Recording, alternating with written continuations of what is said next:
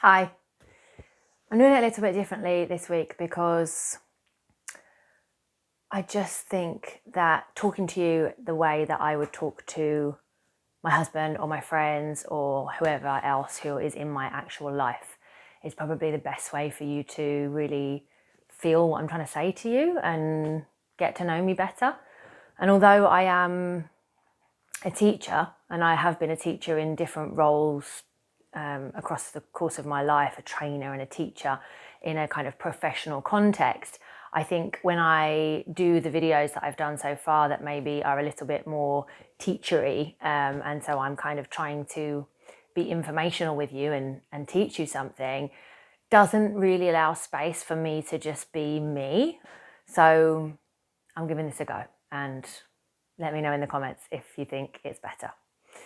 It's also the part of my cycle, which is just the week before my period. And I normally would not do a video this week because my hormones are not on my side because I am building progesterone. And so you don't have as much. I've lost my testosterone and my estrogen, meaning I don't have as much kind of mental clarity, and maybe I'm going to stumble over my words a bit more, and maybe my skin doesn't look as great as it usually does, or my hair.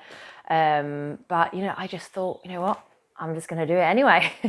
So roll with me and we'll see how we go. But I was thinking about this thing. I've been thinking about it for a few weeks, and I just wanted to talk about it really and see if anybody else is with me, or is this just a me thing? And it's kind of related to mum guilt. I guess that everyone who is a mum has mum guilt. Every single mum I've met so far has mum guilt. And it's that idea that you are never doing enough. So if you spend more time with your kids, you're not spending enough time with other people or on work. And if you spend more time on work, you're not spending enough time with your kids. And if you do it this way, somebody says you're doing it really well. And if you do it that way, someone says you're doing it terribly. And there's just never this kind of soft spot where you feel, or sweet spot where you feel like you're smashing it. Or maybe there is, but just like momentarily. And the rest of the month is just a constant state of concern and insufficiency. And that is not a great place to be. I don't know whether you do this, but I hold myself to super high standards. So everything I do, I try to do 1,000,000%. And I've always been really fast.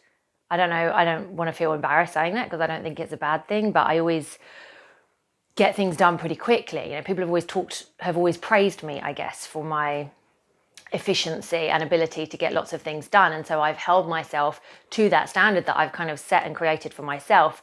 And then I feel like I'm running. And if I'm not running, it's not good enough because that's the standard I set. So that's kind of part of it. This feeling that I guess the way I'm seen is something that I have to live up to, even though it's probably mostly in my head. And I know that logically, other people aren't thinking about me. I do most of the thinking about me. And people who love me don't care, and would love me even if I didn't meet my high standards. But it's just in my head. It's funny that you kind of create this role that you play in life with all of the different people that you are, mum, daughter, friend, aunt, wife, etc. And then if you don't play that same role, people don't know what to do with it. So I guess you feel like you have to keep playing the same role. And then there's guilt in there too if you're not doing it very well. So that comes into it as well. But what I really wanted to talk about, what I've been thinking about, is this idea of rigidity versus discipline. Because I do think that there is a difference. And I actually wrote it down on paper, and I will do a shot separately where I show you it on paper because I have no idea how to animate that onto the screen.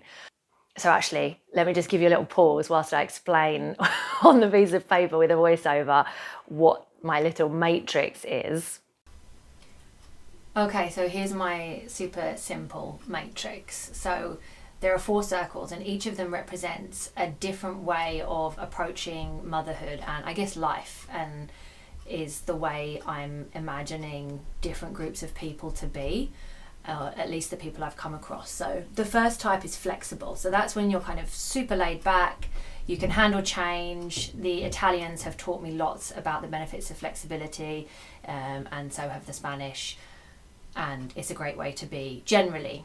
The second is disciplined, and that's when you can build habits for yourself and create rules for your life that you want to, because you have the discipline to keep them.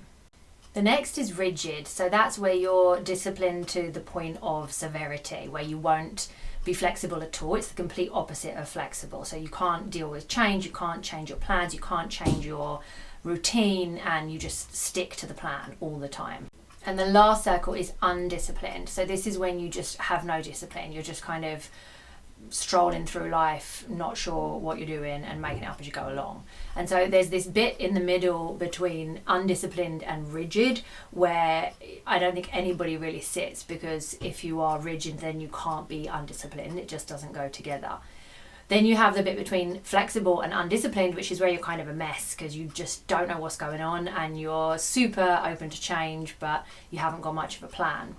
If you're disciplined and rigid, then you are Mrs. Trunchbull. Like, you are not in a good place because life is super, super serious. And I've definitely been there, and that is where you just cannot let things go and you sweat the small stuff, and life is difficult. And then you have kind of flexible and disciplined, meaning you keep your discipline, but you are able to deal with change and be a little bit flexible if you need to in order to facilitate a happy, rounded life. And so that is what I'm talking about with my sweet spot. So you see the matrix and you see this kind of sweet spot between being flexible but disciplined. And that is my sweet spot. That's where I feel like I'm doing a really good job, because I'm still sticking to the habits and the things that I want to do in my life that help me to feel successful and help me to feel good and help me to feel healthy.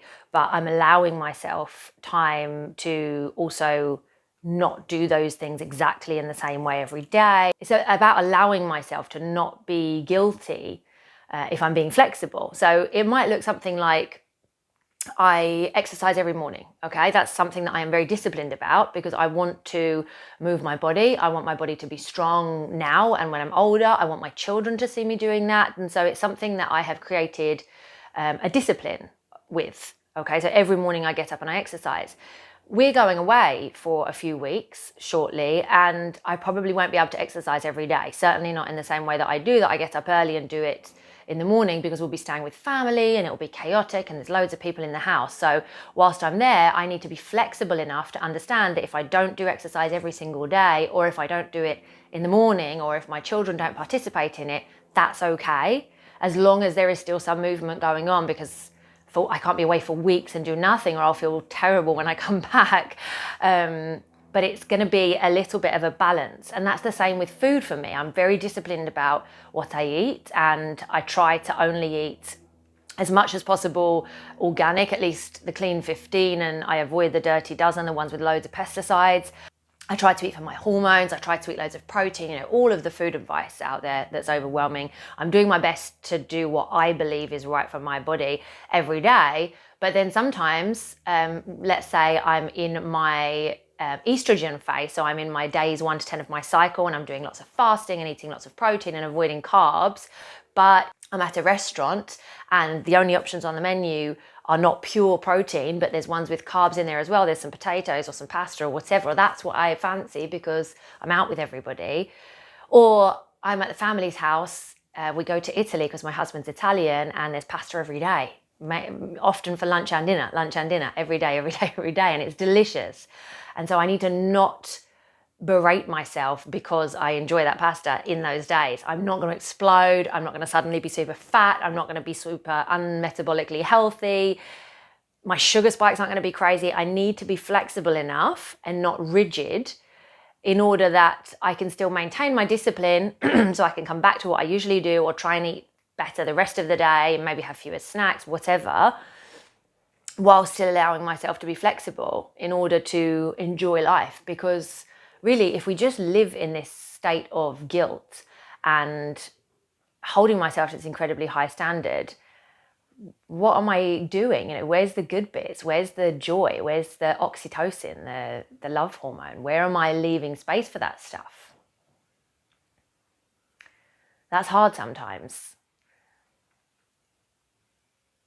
I just recently learned, and this seems ridiculous because I am in my late 30s, and to be saying that I've just learned that it's okay to take time for stuff seems crazy, but really it happened to me last year.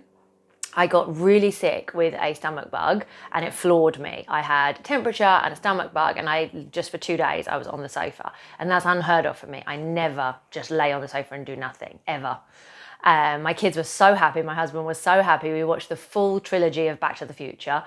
And actually it was super fun. I really enjoyed it. I think we watched it in 2 days because it's 3 movies, but we did a lot of just chilling on the sofa. And I had a kind of revelation because my husband is always saying to me, you have to relax, you have to take time to chill, you have to let that be okay.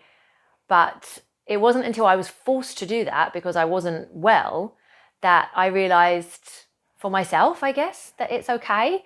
And so it's since then that I have made sure that I stop and take time to sit and watch a movie with the family. What I would have done before is, yes, go out with my friends, and that's usually my downtime. So if I get some girl time, I get to go for a meal, or I get to go do a crafty session or whatever I'm doing with my girls, then I just let my hair down and do what I want to do.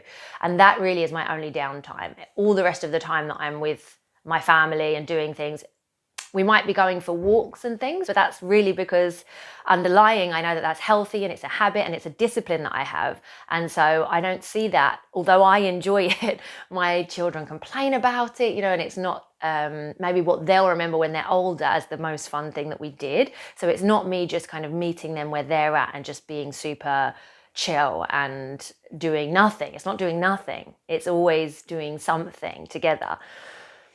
So I have been, famously really impatient with the stuff like watching a movie, because if it's a movie that I don't really like, or it's an animated movie, or I don't feel like I'm learning anything from it, I feel like it's a waste of time. And that might sound crazy to you, but that is how I have lived for quite a long time. And I like playing board games with the kids. We'll play board games and card games, but sometimes they want me to play games with them. Like, I cannot stand imagination. It's just not my thing, because I am not very good at it. First of all, I can't come up with the kind of creative idea to make it fun. But then also I just think, it's such a waste of my time. I could be doing so many things right now.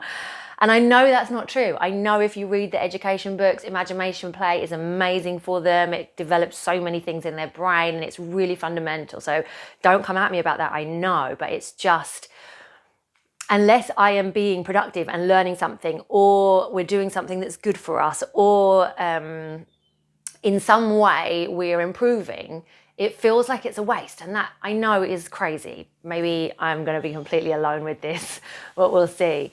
So I have learned that that is actually not the case, and it's okay. And in my disciplined state of always wanting to develop myself personally, to learn, to look after my family and to get stuff done, I can also be flexible enough to understand that my husband and my children, who I love dearly more than anything else in the world, want to have downtime with me where we just watch a movie, or where we just play a stupid game, or having a pillow fight, or just doing nothing in the garden, just sitting in the garden, whatever it may be.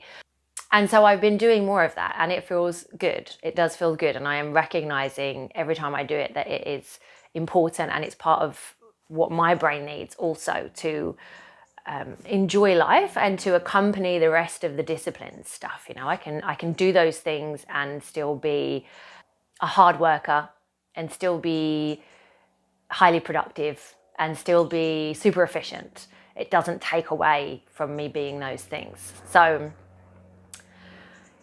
all of this to say, I guess, really, that if you are anything like me and love to be productive and find it hard to take breaks and find it hard to have downtime and live with loads of guilt about what you're doing, just please take this as your sign to give yourself a break.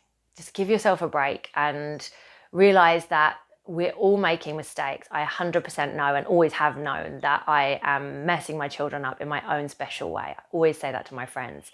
So I'm under no illusions that I'm doing it perfectly. We're all doing it wrong, but as long as we love them so, so much and we do what we think is best for them, that's all that counts. There was actually also a reel that a friend sent me about a child psychologist saying that, I believe she said, as long as we are doing a good job of parenting 30% of the time, that's enough for our children to turn out okay. And I feel like 30% is a standard I can meet. So when it comes to the parenting, stick with that. When it comes to work, my work is firstly my children. I home educate, so obviously they are a huge priority for me, and that takes up a lot of my time. But I also own a business, Orange Blossom Healing, which I run with all sorts of things. So sometimes I'm doing workshops, sometimes I'm doing talks, sometimes I'm consulting with one-to-one clients. I make my own products and sell those as well. And then I do all this social media stuff. So there's loads of branches of my business, and that takes up a lot of my time too. And I'm trying to accept that if I wasn't home educating, of course I'd be further along with my business, but I'm so privileged to be able to home educate. And so if my business takes a bit longer to nurture and grow, that's okay. I couldn't handle more at the moment anyway. So it's the perfect amount of work. And if one week I don't get to do everything that's on my to-do list, that's okay. That doesn't make me a bad person.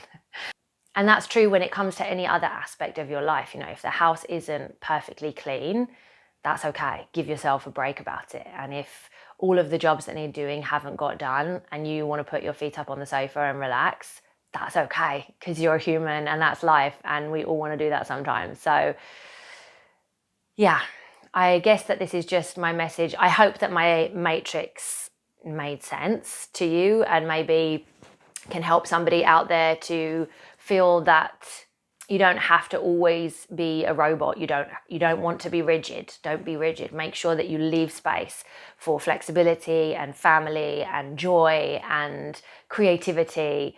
Another one actually that I should mention, because my friend is so creative, is that I wasn't going to these workshops my friend runs. She's a brilliant artist, because I was thinking, well, what am I going to do with that thing that I produce? You know, maybe you make a doll, or you make a picture, you paint a picture, or you needle felt something, you know. And I looked at them and I always thought, oh, they look nice, but I wouldn't go, because I would think, well, you know, that's a waste of time, effectively, is what I was telling myself.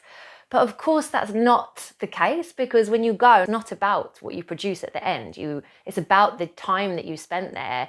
And she always runs these beautiful workshops in the middle of other women. And so there's lots of chance to chat and share, and it just feels really good and like a safe space. So it's about the journey, right? It's not the destination. And then you have this doll or you have this thing. So I've made a doll and given it to my niece as a gift, and I made a Christmas ornament and I displayed it at Christmas, and I've made some other stuff that I don't need, but it reminds me every time I see it that creativity is joy. Creativity is part of life. It's something I've always loved and something I've completely pushed aside because I was just busy being a robot and being efficient. And that's crazy. So one more example I'll give you is reading. I used to read avidly. I absolutely loved reading. I always have. Then I had my first son and was just completely tormented, no sleep. He was a terrible baby. It was a nightmare for about a year. Then I had my second son very close. So again, with the newborn, and it was just all a bit crazy. Then we had COVID. And so I was completely dedicated to trying to entertain them when they were really small and not, you know, let them kind of suffer that whole crazy time. So it just went by the wayside. I read so many books with my studies, so many books, non-fiction books, learning about so many things. And I'm so grateful that I did, because I really enjoyed that process. I really enjoyed learning about many, many different aspects of health and lifestyle. And it's helped to form the coach that I am now and the ideas that I have for my clients. It's a really loud plane. I don't know if you can hear that. But I wouldn't give myself time to just read a fiction book, because I was constantly thinking that fiction is a waste of time. But of course it's not. Of course it's not, because not only does it actually impact your brain, I've since learned that it increases your longevity and many other things, but put that all aside, it's joy. It's joy. So the flexibility side of the matrix is really joy, and the discipline side is living the life, or keeping the habits that help you to live the life you want to live.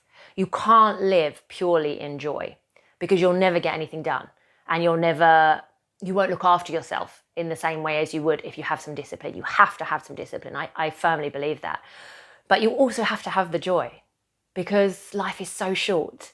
We get 4,000 weeks if we're lucky on average.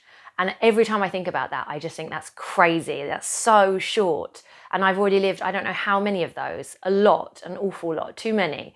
And so every single week, I want to make sure that I am making time for joy, that I am making time for creativity and fun and love and people, and allowing myself to do nothing. In Italian, they say il dolce far niente, which is the sweet doing nothing, directly translated. And my husband is the king of il dolce far niente. So I'm going to just take a leaf out of his book and force myself to have a little bit of nothing every week as well. And who knows where that will lead me.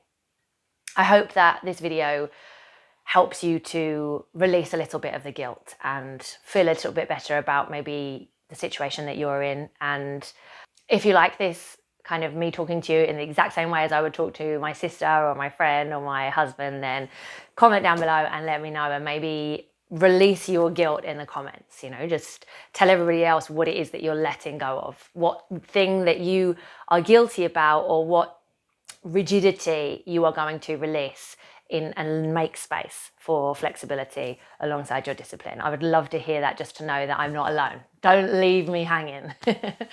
Okay, so I will see you next week. And in the meantime, look after yourself, make space for joy, and take care. You know, I forgot to say at the beginning, welcome back to Orange Blossom Healing, the channel where I am excited to help you feel better. I think the reason I forgot to say that is because I'm just being super authentic, and I wouldn't say that to my sister or my husband or my friends. So there you go. I've squeezed it in at the end just so you remember it's Orange Blossom Healing. But I'm Laura. I'm the one running Orange Blossom Healing. And hopefully you enjoyed hearing me speak the way I speak in my real life. Okay, bye for real this time.